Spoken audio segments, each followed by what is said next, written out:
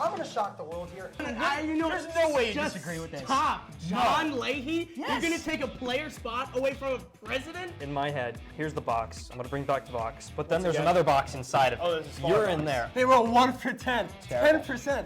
How are you going to do that? You can't win games like that. Bobcat Breakdown. Bobcat Breakdown. Bobcat Breakdown. Bobcat Breakdown starting right now.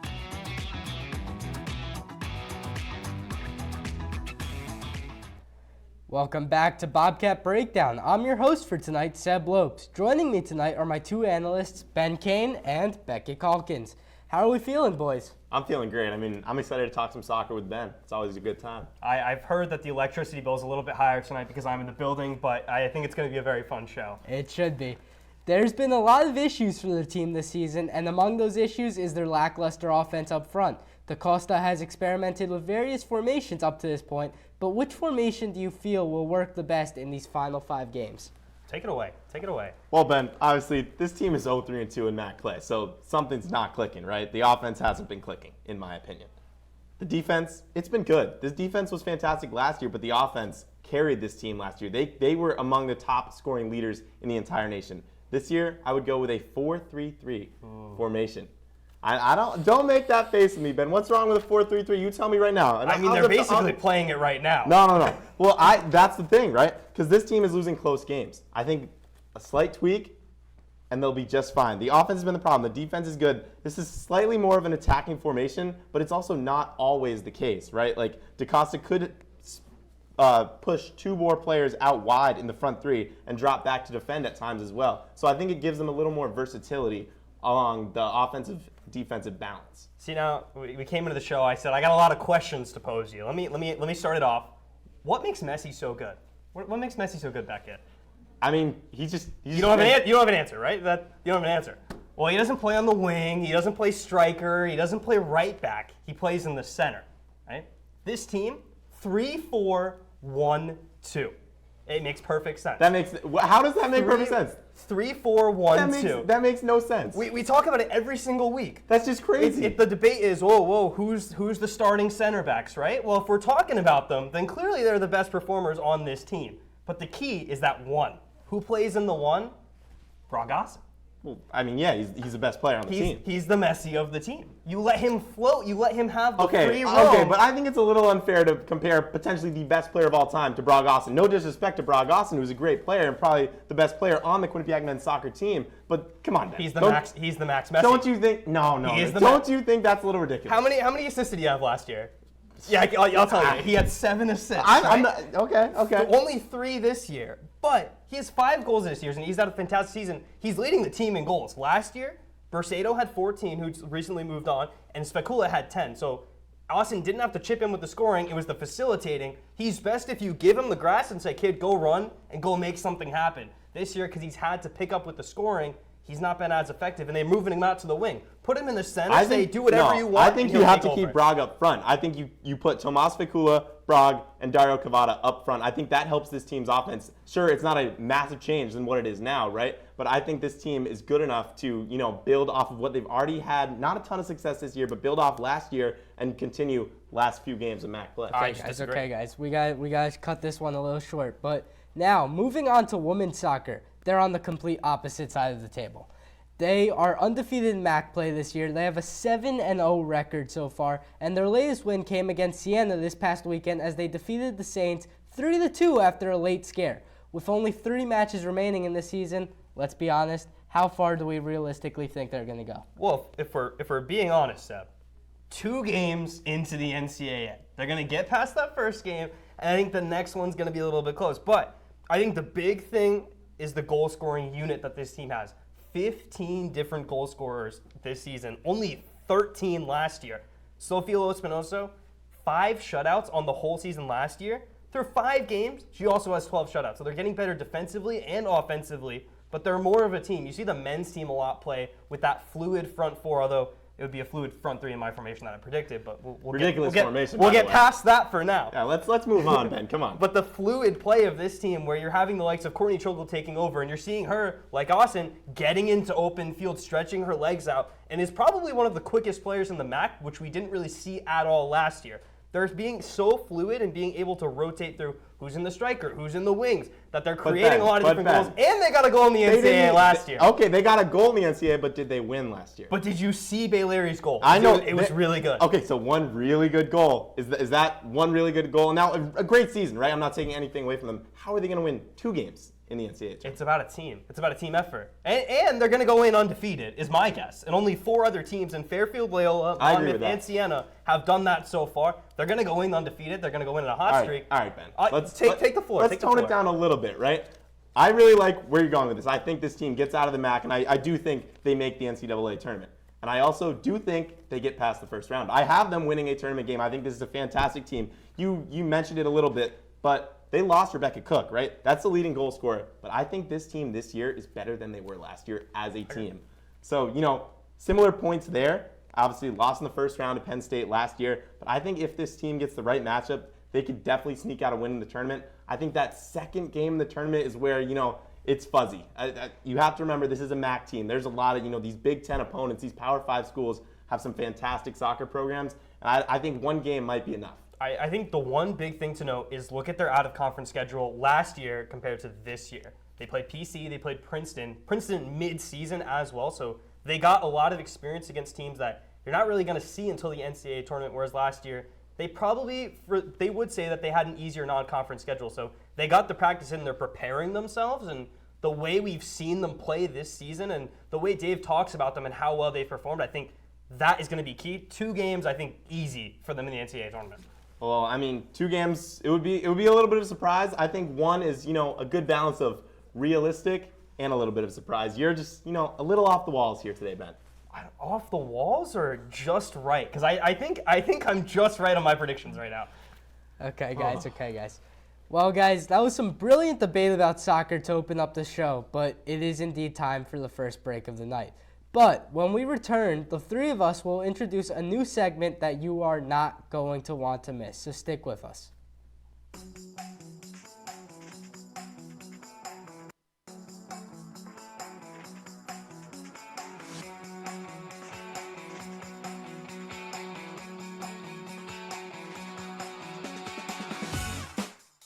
I know what you're thinking. I need a job. I need a new career. Well, I've been there. I've been there. I've been there. I wasn't happy with what I was doing. After high school, I didn't have a plan. I just wanted to start working. I got laid off twice, but you gotta keep going. You just need the right skills. Find an apprenticeship. I found a 2-year IT program. I found a medical course online. I'm now a consultant in the tech space. You have more options than you think. You can do this. You will find something. You will find something new. Maybe you can make retirement happen. After all, you made home ownership happen. Homeschooling yourself on loans, beefing up your credit score. So I'm pre-approved. You were like, yes! Sorry. Color coding listings, ticking boxes, and flushing every toilet in a 20-mile radius. Home sweet home. You aced house hunting. Now get the tips you need to get on track at aceyourretirement.org. Honey, what I think you need is a soccer.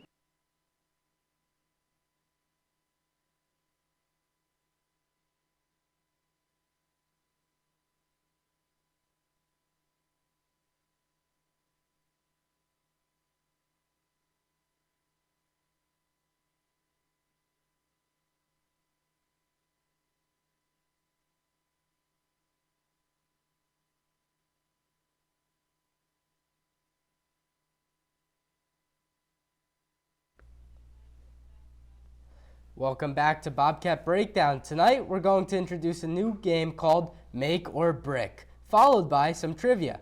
Ben and Beckett will each be shown a freeze frame of a penalty kick the other person took. They'll have to decide if they made the shot.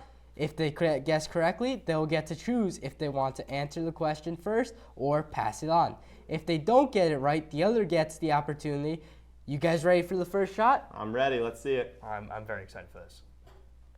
Beckett, you get the first guess. Did Ben make or brick this shot? Let's take a look. Oh. That looks like it's going wide right, Ben. You are not the Max Messi, so that is not going in the net. Is he going to unleash a Harry Kane here? Not at all. Oh. You know what it was? It was the hips. See, the hips turned when I did that. It's impressive. Side That's netting. impressive. Side netting. I sure can't do that. Now that you guessed the shot incorrectly, here's the first question. How many goals has Courtney Chokol scored during her time at QU? Oh boy. Let's go with 23. Incorrect. It is time to do some math here. Oh, She scored 1 her first year, if I'm not mistaken. She scored 7 last year, so that's 8. I think she's on 7 this year, so that's 15. And then we're missing a year here. What was I at? What was I at? 15? You're at 15. Come 15. Let's go 18. Incorrect. The correct answer was 16 goals. Who was closer? Was it me? Yeah, It that's was you. That's at 23. Yes. Ben's That's a cooking point. right That's now. a point. And I'm coming back. now, let's take a look at the second clip. Oh, that's out. Oh, I missed it. Well, you know what? We saw it. I guessed right before, and I got it wrong. So Beckett, you get the question. You can have the question on this one. All right, let's see the question. All right, let's take a look. How many goals has Bragassen scored during his time at Quinnipiac? Ben, I'm not going to lie. This was in my notes. I better have this one right. I'm going with 27 goals. Correct. Beckett ties it up. That was good. I'll even. I thought you could see my notes, so I covered it like this because I also had it. But That was a quick I'll get to answer. it. Correct again. Now, back to women's soccer. How many seasons? Let's take a look at the next shot. Oh, here we go. Pulling it up. Again, where are the All hips right, going to Ben, go the back in? hips Where are the hips going to go? The hips are still telling me right. You know, last time you tilted that one in, but I'm going wide right again. Ooh. Can we corner talk about the again. knuckle? Can we talk about the knuckle on that ball? Maybe you are the Max Messi. You never know. I'm calling for an open tryout. If anyone is watching this, I'm calling for an open tryout. I got a year of eligibility You left. might have some Harry Kane in him. But, so, the question is, what was men's soccer record last season? Or how many seasons has Dave Clark been the soccer coach? Yeah, I'm going to go with 20. You got it? Including this year? Including this year. 23. Incorrect. Beckett, 24. Oh, he I was got you going on Jordan that one. instead of Kobe. He got you on that one. He got me? No, you got him. Yeah. Hey, I know my stuff. All right. Shot number 5. Beckett lining up. See, now here's the thing. Seb, if you look where you are in the goal, you are so far right that I still think Beckett's going to go towards you, but I think he's going to miss this one. What's going on with my arms in that shot? The hips aren't moving on that one. Let me Not tell you, moving. the hips I'm are not a not soccer moving. player. The goalkeeping position is way off. I think he's missing it. Oh, I feel like that counts, right? I should have gotten that right. That's pathetic keeping back there, Seth. Seb, I'm gonna blame poor you on this one. goalkeeping. Poor goalkeeping. Now, what was the men's soccer record at the end of last season? This is you. I got it wrong. So I'll just Oh, piggyback it off for whatever You know what? say. You know what I'm going to say? Yeah. I'm going to say pass. Pass. That's coming from the men's soccer beat reporter, by the way. Oh, I did be a reporter for a few years. I was around last year. I'm gonna go. Realistically, they probably would have played. Count They would've Vermont. played- Don't forget Vermont. I won't forget that one. I'm gonna go 13-3-3. They should have played around 18 or 19 games. 13-3-3. Incorrect. Beckett? I'll go with 12-4-2. Incorrect, boys. The correct record was 13-5-3. I feel like you gotta give me that, right? I got 2. You can take it. I You got can take 2. it. It's close. That's close. If you're gonna give me the pity point, then you can have it. I mean, how about it's a draw? We'll go draw. All right, fair enough. All right, now on to the 6th shot. Let's take a look. That's going high. I don't know where the hips are going this time, but I think you're missing this one. Too high, Ben. Again, though, like look at the the way I goal- run up to the ball. I stop. I collect my. And the foot goalie lands. positioning there again by Seb is unbelievable. I mean, what's going on here? Very, very far right in this one. Oh, Stop. all right. It wasn't too high, but that's a great save there. Let me ask you this, Seb. The Well- celebration. How big of a save was that when you made it? That was pretty big. It gave me some hope that I could maybe stop a couple more Hey, shots. I mean, after the last one, you needed to save. I needed Ben. a save. I mean, I needed a save. I needed to bounce back after that performance. But, so, 3 new players Can you name 3 new players that joined the women's soccer team this season? That's me. I'm going to go Evelyn Key, Lily Schneiders, and Victoria Foster. Incorrect. I think. Let me hear Beckett's choice. Let me hear Beckett's choices, because maybe. Is that not correct?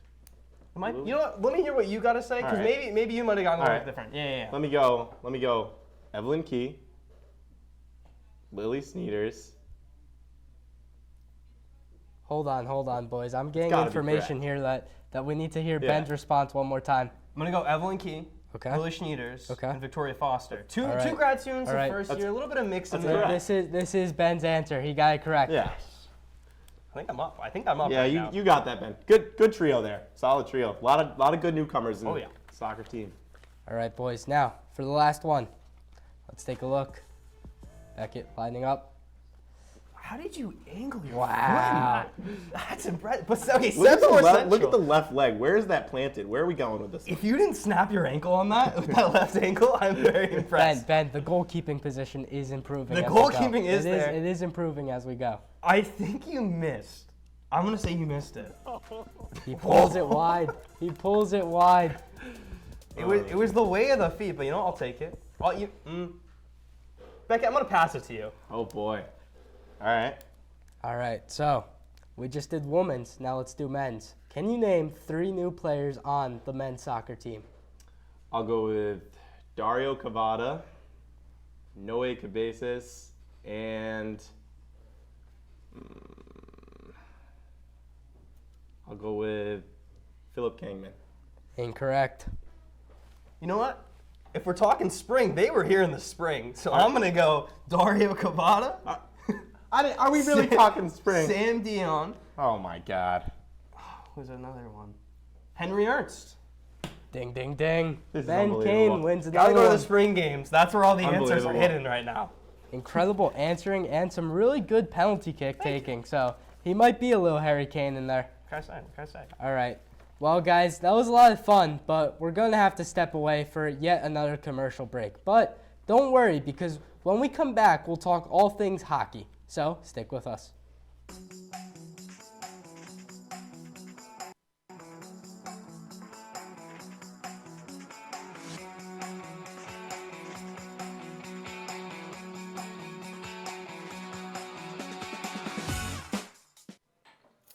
What do you think you're doing, Kevin? Was just gonna drive home. There are several warning signs present that you shouldn't be driving. Like hearing voices? Like your text-to-emoji ratio? Oh man, the selfies. Selfies. Nailed it. We all have warning signs that let us know that we're probably not okay to drive. Mine is pretending to be your subconscious. Craig, come on man, let's split a ride home.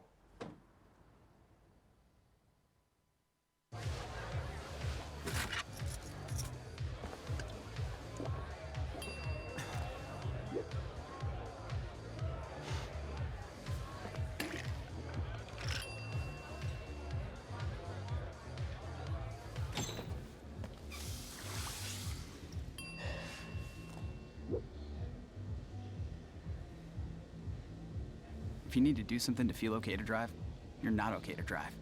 Don't drive buzzed. Multiple studies have shown that marijuana can slow both driver reaction and response time, which can be really dangerous. He's here. He's here. Wait. What? I can't drive. Why? My. Oh.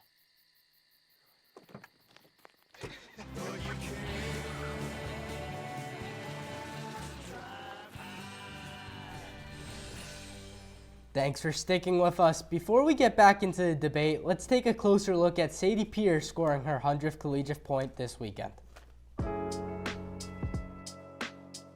Loose rebound, and Peart scores out of the box and on the score sheet for Sadie Peart. Quinnipiac with their first lead of the evening. It's 2-1. They can't quite set things up. Quinnipiac once again, it's Peart taking away. This time Peart looking for that point, and Peart is going to fire that one with the backside of her stick just across the blue line and into the net. Empty net goal for Sadie Peart.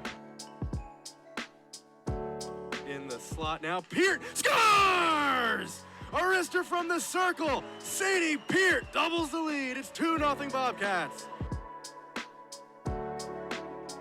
Off the tape, shot blocked. Rebound high slot. Peart shoots one. She scores! Sadie Peart ends it in overtime. The Bobcats win. The Bobcats win in overtime. Big point for her, but guys, let's get back into the debate now. So, we're taking it to the ice. In 4 of their first 6 games, the women's ice hockey team has started off slowly, struggling to gain their footing early on in the game. We saw this trend come up yet again this Friday in their 4-1 win against Providence College. The question needs to be asked, why did it take so long for the Bobcats to show up against the Friars? Go for it. I'm gonna put my hat on. It's Never it's good. analogy It's never good when the time hat with Ben goes on. Kane.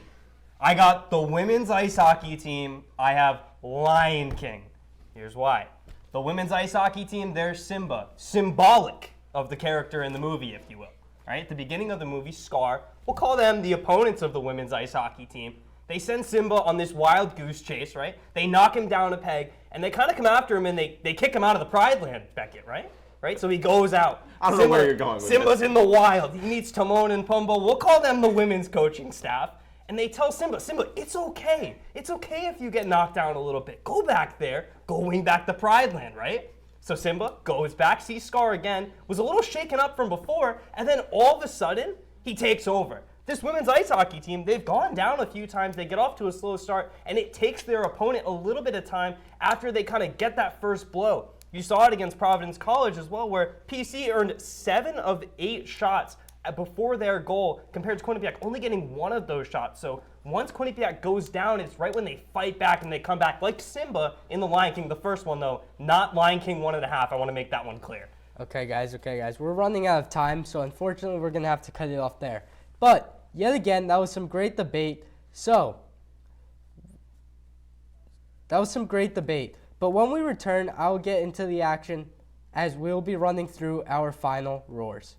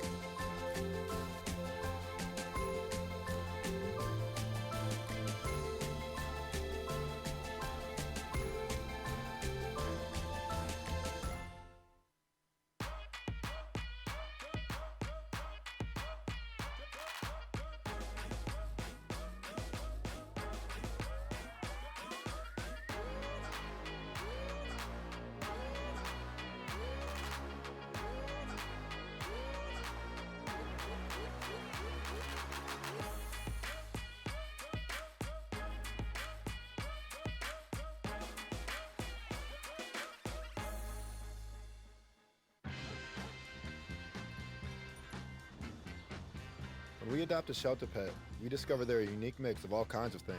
Come on, Drew, spot on this last one. There it is.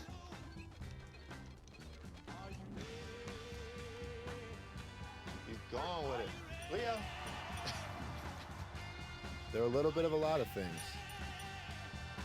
but they're all pure love. Congratulations, you made it through the final commercial break, but I'm sorry that we had to cut you off, Beckett. We did gain some time back, so now if you'd like to give your take, we would appreciate it. Well, it's all good, Seb. I mean, first of all, can we just talk about what we just heard from Ben? I mean, that was outrageous. Fantastic. I mean, no. I mean, it's creative. I'll give you emotional. that. How about passionate. creative? I don't think I can go fantastic. But anyways, why did it take so long for women's hockey to get it going versus Providence? Providence has really good defense. Slow starts, they've been a theme for Quinnipiac. The team, they just weren't getting to the gritty areas, the corners, the front of the net. They need to work on their cycle game more. They need to move the puck more north-south, east-west, so they can, control the puck in the offensive zone. There's been specific players that need to step up a little more. We've already talked about Sadie Pearce. She's been fantastic for this team, but, the injury to Alexa Hoskin, this team has gone through a lot, and they also left Andres out to dry, really. I mean, way too many turnovers in the first 2 periods. Couldn't get the offense going in that game. I mean, this is the slow starts, they've been a theme, and I think in order to switch that up, this team just needs to, focus on the fundamentals. Simple hockey. They got to get possession of the puck, too. I think that was a big thing in that That's PC huge. game. That's I'll agree huge. with you on that. There was a little bit of places they needed a little bit more possession in it. Now that time of the evening. Final roars. Beckett, start us off. Quinnipiac men's basketball coach Tom Pecora has had a long coaching journey during his career. Pecora started all the way back in 1984 as an assistant at Long Island Lutheran High School, a high school prep powerhouse that frequently turns out D1 players in a few more stops along the way, included Nassau County Community College and SUNY Farmingdale, all in New York. His first major coaching job didn't come until 1992 as an assistant at UNLV, where he spent just a year before heading even more out west to Loyola Marymount in LA. After just a year in California, Pecora headed home to New York, where he was hired at Hofstra as an assistant coach. It wasn't until 2001, his 8th year at Hofstra, when he first got his head coaching opportunity. He won 155 games in 9 years with Hofstra, which led to a job as the head coach of the Fordham Rams. This showed to be a tall task, as his Fordham squad averaged less than 9 wins per season in Pecora's reign. Pecora has been an assistant coach at Quinnipiac since 2017 and is finally stepping into the helm with one goal in mind: the team's first MAC championship. Ben Kane, Michael Jordan. Now, what did both of these people have in common? Well, in 1997, the former Chicago Bulls legend had his last dance, winning his final NBA championship with the Chicago Bulls. 2020 for me marks my last dance, just not as an athlete. I started covering both soccer teams on campus in 2020. After a weird adjustment period, I jumped in my second year and never looked back. I learned how to push content, making second-day stories, and pushing myself to find stories every day. Never saying something was a bad idea, even though there were plenty of times when I had a ton of bad ideas. I think most importantly, I learned that athletes are people too. For most, going into your first beat reporter gig, you see these athletes and coaches as bigger than life. But in reality, they're just people too. Whether you're a first year or a senior who's experienced everything they could in these possibly last 4 years, this is a message for all. It doesn't matter if you're covering pro sports, college athletics, or Little League T-ball. Every athlete is a person, and the only way to get trust and respect in this industry is treating your subjects as human twos. Going in as a fan to work in sports can be a dream, but the harsh reality can set in when you have to separate your fandom and idolization from the work. The real world can be a harsh place, and once you leave these walls, mistakes can be detrimental. Make the mistakes now and grow as a reporter before you leave these walls, and you will set yourself up for success. Now, Ben, that was very emotional and very touching and moving, but mine takes a little bit of a turn. The Bobcats won their first ever NCAA Division I title last year in Tampa, Florida, and one of the key contributors to this feat was Colin Graff. The junior forward from Lincoln, Massachusetts, who previously played for Union College, had a more than impressive stat line as a sophomore, leading the team in points with 21 goals and 38 assists. This tallied up for 59 points in 41 games played. During the championship ceremony home opener, Graff was forced to exit early on in the contest and ultimately had to miss out on the next 2 matches. During his absence, the Bobcats found struggles as they lost 2-1 to Boston College, took a 2-2 tie out of Massachusetts, and only escaped with an overtime 3-2 win in the first of 2 against AIC. After finding these struggles in the offense and the spark to run over an unranked team in the AIC, and also a side out of the top 10 in Northeastern, they were saved by the bell with Colin Graff's return. In Game 2 of the series with AIC, where the Bobcats found themselves demolishing AIC with an 8-0 victory, in this game, Colin Graff recorded 5 points with 2 goals and 3 assists. Graff's line also found themselves lighting a serious spark under them in this contest, recording a whopping 12 points on Saturday evening at the bank. It just goes to show how important he is. This was great fun for my first time on Bobcat Breakdown, but it is with deep sadness that we have to say goodbye on this Tuesday night. Make sure to follow us on social media at Cube30 Sports and stay connected online at Cube30TV.com. From our producers and everyone behind the scenes that makes this show happen, this has been Seb Lopes, Beckett Calkins, and Ben Kane, saying goodnight to you all from Hamden, Connecticut.